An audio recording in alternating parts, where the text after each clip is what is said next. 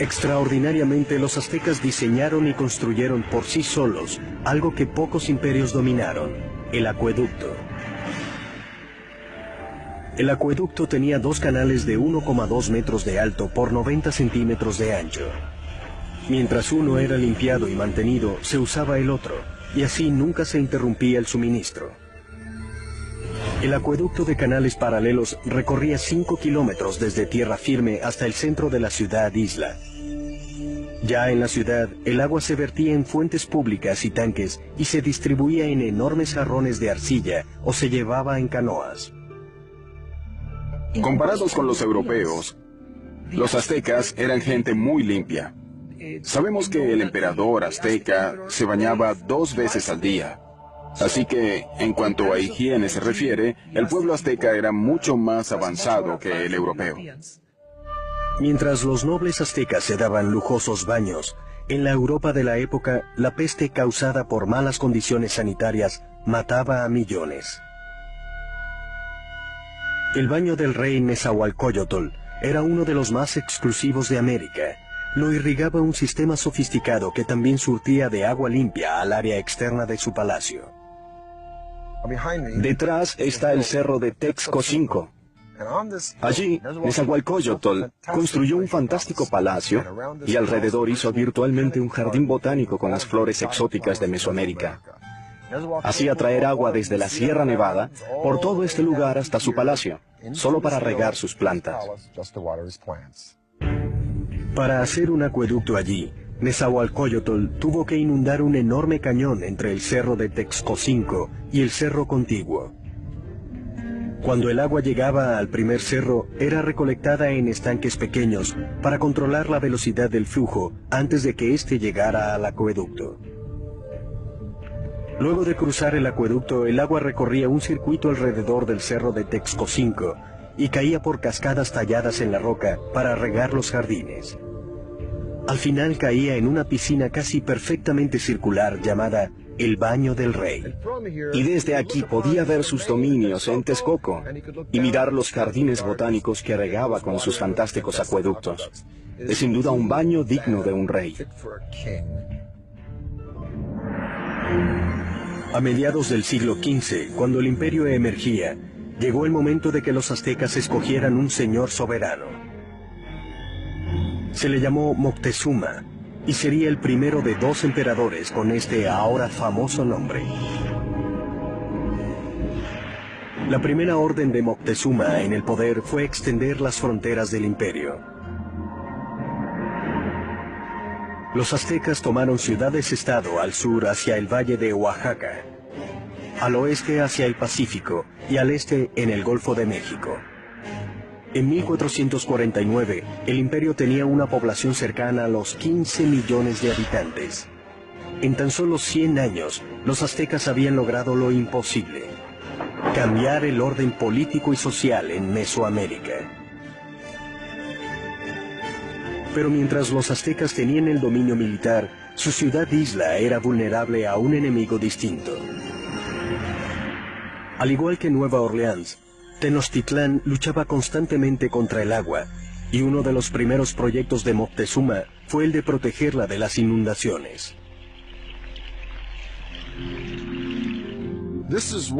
Esto es lo que queda del lago Xochimilco, en el sur de la Ciudad de México, que la época azteca era Tenochtitlán. Al igual que los otros lagos, este se alimentaba de arroyos, y por eso no había ríos ni riachuelos que drenaran el agua. Entonces, si llovía muy fuerte, el agua podía cubrir las tierras y llegar hasta la ciudad.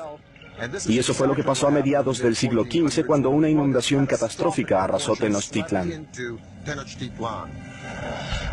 La ciudad y el imperio quedaron casi destruidos, y su civilización tuvo que contar de nuevo con el genio de sus ingenieros y con el de uno en especial. Moctezuma recurrió a su viejo aliado Nezahualcóyotl para proteger a la ciudad que reconstruía del lago. Nezahualcóyotl diseñaría una solución que lo convertiría en el ingeniero más grandioso del continente. Su plan era crear una zona de seguridad alrededor de la ciudad, con un inmenso dique que protegería a Tenochtitlán y a sus habitantes. Así se construiría el muro de contención más grande de América para la época. Recorría 16 kilómetros al este la ciudad, desde el extremo sur del lago hasta el norte. Las paredes eran de un machiembrado de estacas, ramas, piedra y tierra. Como el lago no era profundo, el dique solo tenía unos 4 metros de altura, pero tenía 8 metros de ancho. Nezahualcóyotl puso compuertas al dique, muy probablemente de madera, que podían elevarse y bajarse para controlar el nivel del agua detrás del dique. El dique también servía para otro propósito, proteger el suministro de agua.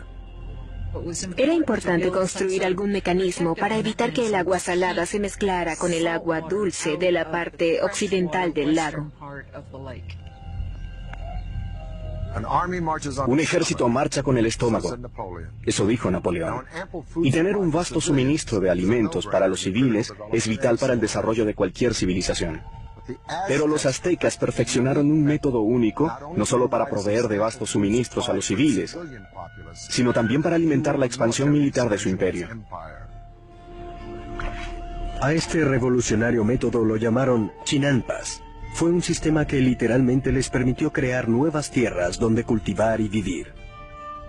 Para tener una ciudad de cualquier tamaño se debe hacer espacio para la gente, y para eso ellos hicieron estas chinampas sobre el lecho del lago.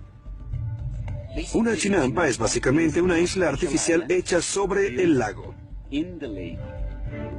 Parecían estrechos campos de fútbol de unos 90 metros de largo por 9 metros de ancho. Una chinampa se hacía con un machiembrado de varas que flotaba en el agua y sobre el cual se apilaban ramas. Luego se tapaba con lodo del lecho del lago y así se le daba forma. Entre 4 y 6 hombres tardaban 8 días para hacer una chinampa de tamaño normal. Se conectaban a la ciudad por grandes canales de navegación que requerían de miles de hombres y muchos meses para hacerse. Una chinampa como esta producía hasta 7 cultivos al año, mientras que un agricultor en tierra firme producía de 1 a 3 como máximo. Cuando un cultivo en una chinampa estaba listo para la cosecha, tenían retoños listos para otro cultivo sobre un lecho de lodo en un bote adyacente. Y cuando los retoños podían sembrarse, se trasplantaban a la chinampa. Este ciclo se repetía una y otra vez y luego en miles de chinampas. Gracias a esta tecnología, Tenochtitlán pasó de ser un pueblo tribal del siglo XIV a una dominante y emergente ciudad-estado.